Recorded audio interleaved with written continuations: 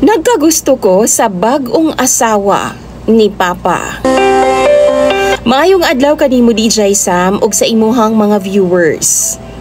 Naapod ko'y i-share nga istorya nga di nako ma-share sa ako ang pamilya ug barkada.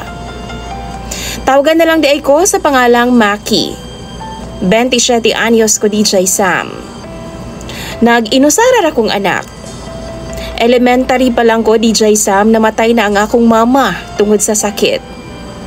Maay man ang akong kinabuhi DJ Sam kay naaman mi farm. Si Papa butan pod.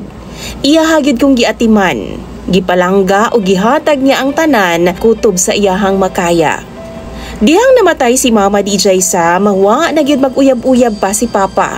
Kay lagi naka-focus lang siya sa negosyo ug sa akoa.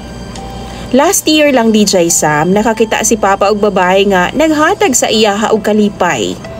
Tawgon na lang nato siya sa pangalang Yan.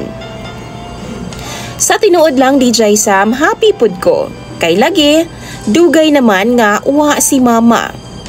Lalaki pud ko DJ Sam ug nakasabot pud ko sa panginahanglanon ni Papa. Isip po sa kalalaki, kinahanglan pud niya og sex life. Kay lagi, batan-on pa man siya. Usa ka adlaw niya na DJ Sam, gida ni Papa iyang uyab kay ipaila-ila niya sa akoa. Ug samtang na ako sa lamesa nagkaon, niabot si Papa uban ang iyang uyab. Grabe kagwapa sa iyang uyab DJ Sam. Maayo ang pamarog ug siguro anaa sa 33 anyos. Bata pa DJ Sam, tapos perting gwapaha. Di ko matinga DJ Sam kung makauyab si Papa o gwapa. Kay gwapong tao man pod ang akong amahan. Mura pod og ulitaw. Maayo pod ang pamarog. Feeling na ako DJ Sam na love at first sight jud ko sa uyab ni Papa. Natamaan gid ko. Kay ba kung di tama nga akong gibati pero unsaon man nga di man gid mawala sa kung hunahuna ang uyab ni Papa. Magselos pagani ko DJ Sam kung makita sila nga sweet kaayo sa sala. Mura bitaw gikumot ang akong kasing-kasing. Usahay pag naa sila sa kwarto ni Papa maghimo gud kog pamaagi nga maisturbo gid sila DJ Sam. Kay murag malainan man ko sa akong hunahuna nga mag-sex silang duha.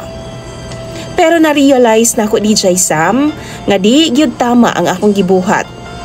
Labi na kining akong gibati. Di pud ko gusto DJ Sam nga masakitan si Papa. Kay kahibaw kong love ko niya. Ug love pud kaayo nako siya nga akong amahan. Mao to nag-decide na lang ko DJ Sam nga mag-abroad na lang human sa ilahang kasal. Para lang gid makalikay ko ug makalimtan ang akong gibati sa asawa ni Papa. Buntis na ang akong stepmom DJ Sam. Sa tinuod lang, excited man pud ko nga makita ang akong manghod. Kini DJ Sam ha, sikreto lang yun ni. Why laing nakahibaw, bisan ako mga barkada. Nga nagkagusto ko sa asawa ni Papa kay lagi, di ko gustong machismis sa among lugar ug magubaon niya ang samahan namo ni Papa. Naisip po na ako DJ Sam na deserve po ni Papa ang kalipayon. Kay good father man po siya sa akoa. Butan pod ang akong stepmom.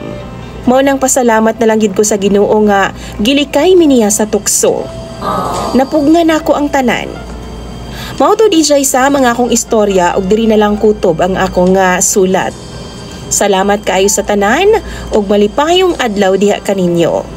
Unta mapanaminan pud ni sa uban nga pwede ra gyud pugngan ang mubuhat og mali. Ug buhaton nimo kung unsa ang tama. Imong sender DJ Sam ug follower Maki.